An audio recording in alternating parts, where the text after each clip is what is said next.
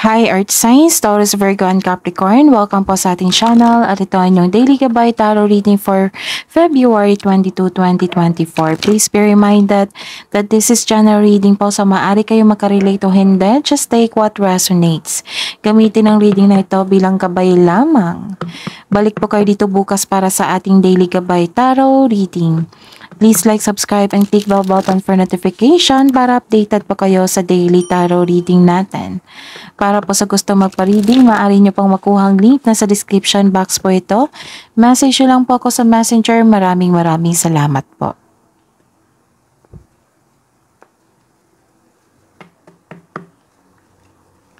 Spirits guys, ano po ang ganap sa araw nito para po kay Taurus, Virgo, and Capricorn ngayong February 22, 2024? Malalim ang inyong iniisip. Nag-alala kayo dito, tapos ingatan nyo ha, kasi may nakita kong stress dito, anxiety, or baka matrigger yung depression nyo. May unclear po sa inyo, kaya nag-iisip po kayo ng mabuti. Alam nyo naman kung overthinking yan, pag over, sobra na po, at masama na po yan sa inyo. Kaya pala. Kasi may nakita ko ditong manlulokong tao. Nagbabalat kayo, maaring kilala nyo na ito, na may masama siyang intention sa inyo. Pwede din, about sa isang maliit na negosyo na iniisip nyo.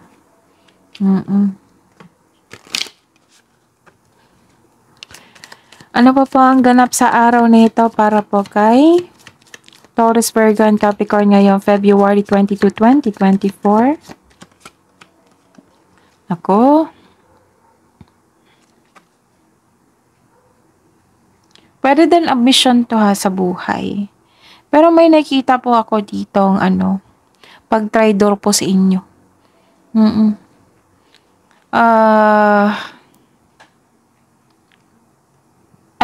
Mahilig magmanipula, tapos may sneaky dito. Parang nagkaroon ng spy, ganon. Tapos may nakita kong panininlang, ill intention, or masamang intention. Pwede din itong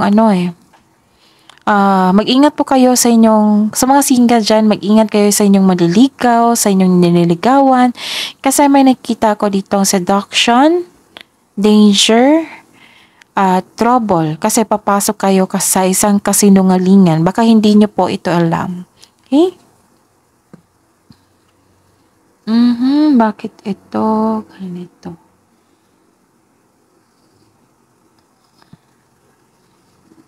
Ayusin ko muna.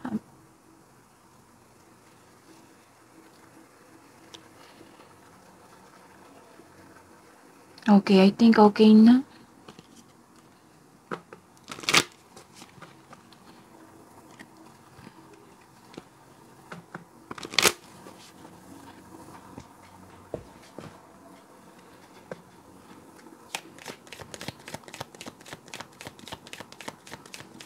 Spirits guys, ano po ang mensahe niyo po para po kay Taurus, Virgo, and Capricorn ngayong February 22, 2024? But don't you worry kasi may healing pong binigay dito. Dala-dala po ito ni Archangel Raphael, provider of healing for mind, body, and spirit. And discover your courage.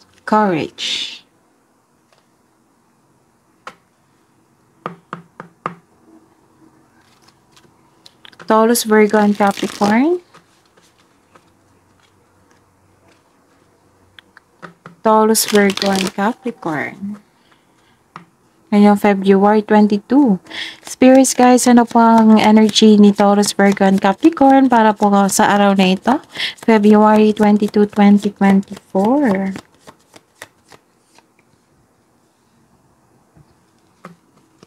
Clarification po sa card na ito.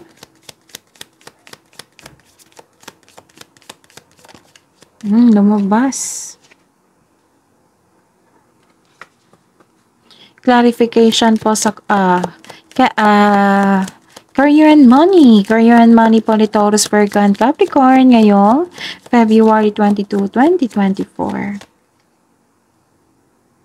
Clarification po sa card na ito.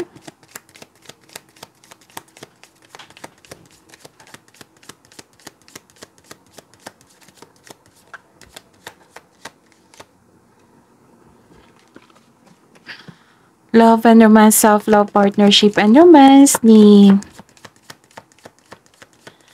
Taurus, Virgo, and Capricorn. Ngayong February 22, 2024.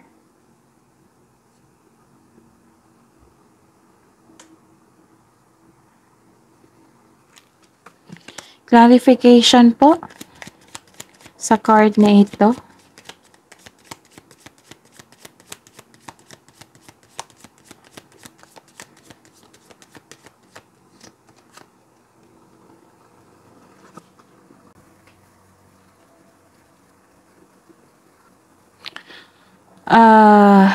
Sa araw nito, ngayong February 22, 2024, para po kay Taurus, Virgo, and Capricorn, may nakita ko dito may biglaang pagbabagong parating sa financial mo. Pwede din sa relasyon. A sudden change na hindi ka takot mag-let go. Ang darating na pagbabago na ito ay makasuporta sa inyong growth and expansion. So this card tells you na always expect the unexpected. May malalaman kayong sekreto po, which may be shocking. Tapos may nakita kong hope and healing po dito. And opportunities, renewal, pwede din. And may unexpected help po din na darating. May pag-asa kang madama, maging positibo at gumawa ng paraan. This card offers hopes and guidance. So kung nahihirapan kayo ngayon, have faith that your luck is about to change for the better. Maaari ring inspired to create beauty and style in your home. So this card tells you na all your dreams are coming true. May nakita ko dito na you're healing from the past and feeling hopeful for the future. Okay, sa career and money nyo po. Sa career and money nyo po, nakikita ko dito na kailangan nyo kontrolin ang inyong oras sa trabaho kasi nakikita ko dito ang pag-overspend sa trabaho. Kailangan nyo ng time na mag-relax. Taurus, Virgo, and Capricorn. So, kailangan balansehin nyo po. Huwag nyong hayaan na magkaroon ng pag-overspend sa trabaho. Pwede din itong overspend sa kaperahan, ha. Huwag nyong hayaan na maging materialistic kayo kasi sayang naman yung sayang naman yung pera na pinagsikapan nyo talaga na makuha ito tapos magasta lang po sa hindi naman kailangan. Pero nasa inyo na po yung decision. Kasi nakikita ko dito na nagkaroon ng overspending. And the clarification po, okay, so hindi kayo maka-move. Okay. You are moving on from challenges. Okay? You are moving on from challenges. You are moving on from the toxic traits. Lumalayo ka sa mga hamon ng pananalapi. Pero may takot ka rin na bumalik yung naranasan mong hirap sa pananalapi. And sabi po ng card dito na focus and have faith. I-release mo yung nararamdaman mo. Palitan mo ng positive na ma-motivate po kayo ulit. And love life, self-love, and partnership and romance. So, ingatan nyo talaga yung sarili nyo po. Kasi may nakita ko ditong hindi inalagaan yung sarili. Or, kailangan ko tong sabihin lahat naman tayo adult dito. So, accept nyo lang po kung naka-resonate kayo. Kung hindi kayo naka-resonate, ibigay nyo po sa iba. Kasi general reading po ito. May nakita po akong hindi nalagaan ng sarili at may nakita po akong nakunan dito. Okay? So, kung kayo po ay buntis, baka kailangan po ng maagang check-up po. Kung may kakilala kayo dyan, so, pwede nyong payuhan po. Masasense nyo yan Masasense, makikita mo yan sa mukha niya kung okay ba siya or hindi. So, give advice para matulungan nyo rin po na baka kailangan siyang, wag nyo takutin na may makunan. Parang hindi yun maganda yung aura mo ngayon. Parang pagod ka. Tapos, baka kailangan mong magpa-check up sa doktor. Kasi worried ako sa'yo kasi hindi talaga maganda ang aura mo. Ganun. Huwag niyong sabihan na Uy, magpa-check up ka kasi may narinig, may nakuha akong mensahe na may nakunan. Hindi gano'n. Kasi hindi naman hindi po maganda na sabihan niyo po yung may ganong pakiramdam, yung buntis. Kasi maselan yan eh. 'Di ba? So, ayun. Advice niyo lang po. Pero nasa kanya yung decision po. At least, nagbigay po kayo ng concern sa kanya, okay? And these two people, love is blooming to eh. You are sharing messages, nagkaroon ng affection dito. And may ano dito, kakasagot nyo lang sa kanya. This is called this destiny card. So isang malaking good news po ito sa mga single dyan. So, maghanda dahil parating na po ang nakatadhana sa inyo. Para sa mga may relasyon sa buhay mag-asawa, masaya kayo ngayon kasi mahal na mahal ninyo ang isa't isa at very supportive ang inyong kayo sa isa't isa sa mga ginagawa nyo sa plano sa buhay. Nag-uusap nga kayo dito eh. Nagkaroon ng pagkakaisa. Okay?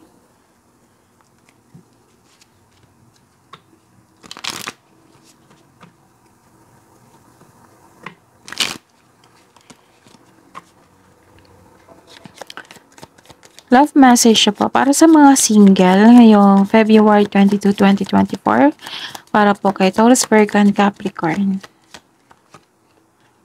Law of attraction. You have been manifesting this relationship. Everything you want will soon be yours. Oh, ang ganda. Okay. Sa mga buhay mag-asawa sa mga may relasyon, nothing has gone wrong. Trust the process. This connection is divinely timed. Okay, love message po para sa mga single.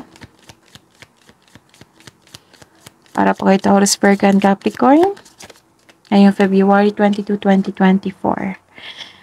May beauty ritual dito and nourish your temple. Alagaan talaga yung body nyo, oh. 3 card na po nagsabi dito.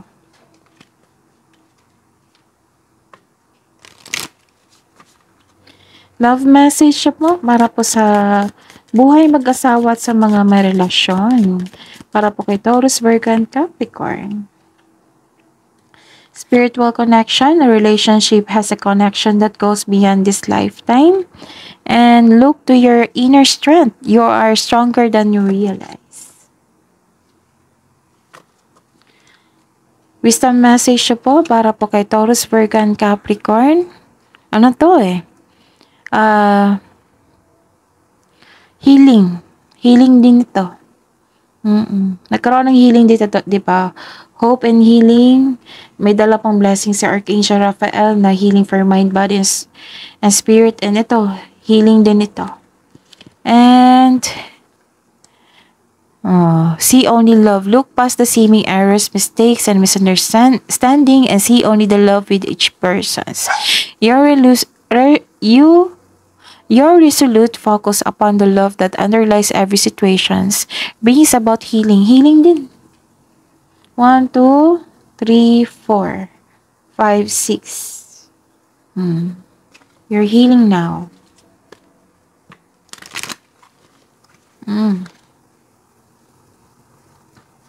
Ano ba ang mensahe niyo po para kay Taurus, Virgo, and Capricorn?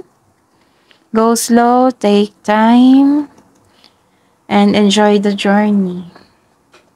Don't rush things. Spirits, guides, angels, archangels, guardian angels. Mensahe niyo po para kay Taurus, Virgo, and Capricorn. Sabi po ni Archangel Charity, give with an open heart and be generous. Ooh. Seraphim, Seraphina, be an ambassador for Earth, build your bridge to source. That is your reading, Taurus, Virgo, and Capricorn, ngayong February 22, 2024. Please like, subscribe, and click bell button for notification para updated pa kayo sa daily tarot reading natin. Maraming salamat po.